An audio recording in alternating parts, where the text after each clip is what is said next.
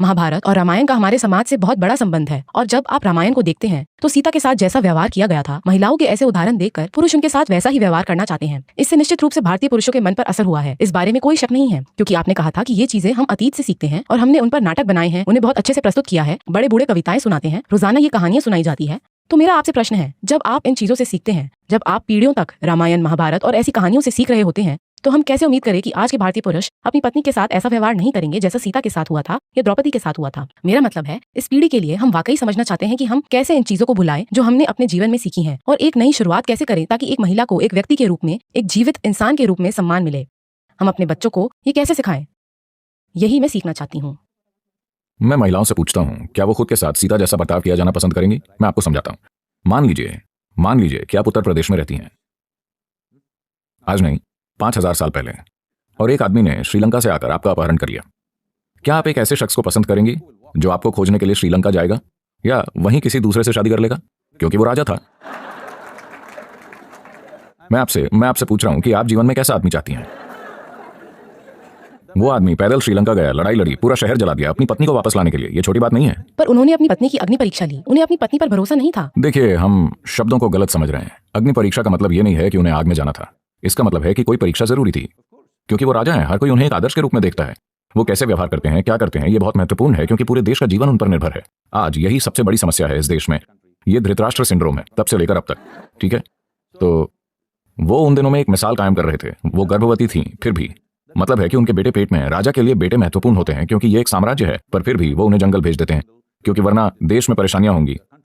आप इसे गलत चीज मान रहे हैं। मुझे लगता है कि देश में ऐसे प्रधानमंत्री और नेता होने चाहिए। मैं राम को भगवान का अवतार नहीं मान सकता हूं। राम तो जो भी कर रहे हैं उसमें कम से कम चरित्र मिलेगा, मर्यादा मिलेगी, वंश परंपरा की प्रतिष्ठा मिलेगी, वो सब मिलना है। राम बहुत यूटिलिटेरियन है, राम की बुद्धि बहुत उपयोगितावादी है, इसलिए एक धोबी के कहने पे वो पत्नी को बाहर फेंक सकते हैं।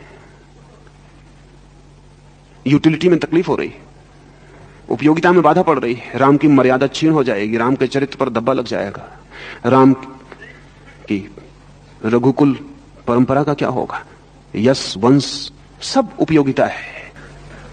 बहुत बेहूदी बात मालूम पड़ती, बहुत यूटिलिटेरियन मालूम पड़ती। प्रेम की कहीं परीक्षाएं होती, और अगर प्रेम की भी परीक्षा होती है तो फिर इस जिंदगी में बिना परीक्षा के कुछ भी नहीं बचेगा।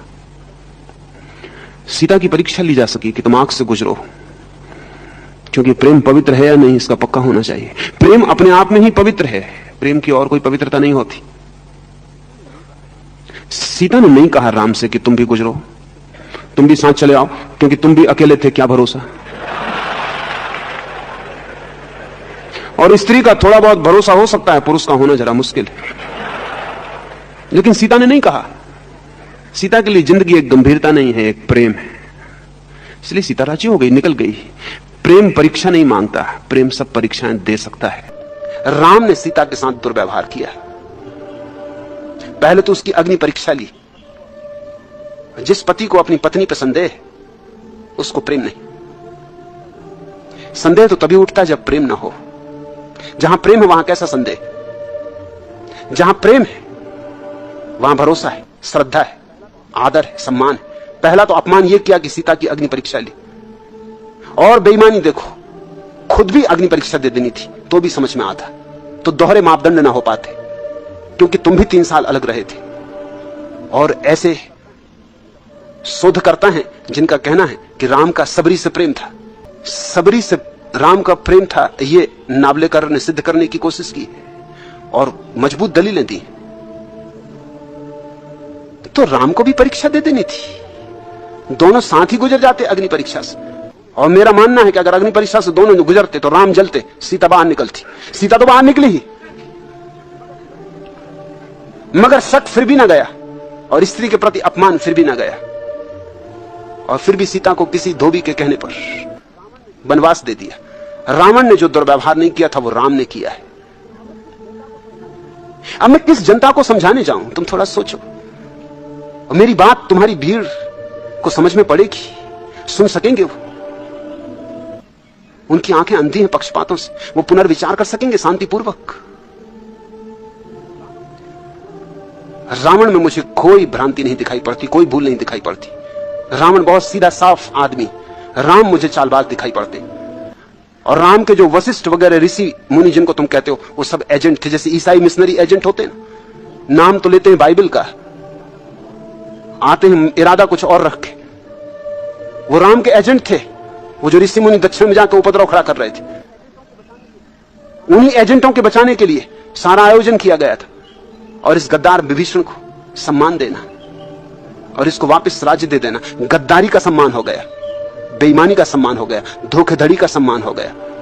और सीता जैसी निष्कलुष स्त्री को, गर्भवती स्त्री को जंगल में छुड़वा देना बिना कहे कि कहां भेजा जा रहा है उसे, ये स्त्री जाति का बड़ा से बड़ा अपमान हो गया। और राम ने संबूक नाम के शूद्र के कानों में शीशा पिघलवा के भरवा दिया था, क्योंकि उसने वेद के मंत्र सुन लिए थे। मैं राम को भगवान का अवतार नहीं मान सकता हूं, क्योंकि भगवान के अवतार को क्या शूद्र और क्या ब्राह्मण, भगवान के अवतार को इतनी भी दृष्टि नहीं कि वो देख सके कि सीता पवित्र है, इतनी भी दृष्टि नहीं कि देख सके कि धोबी गलत है।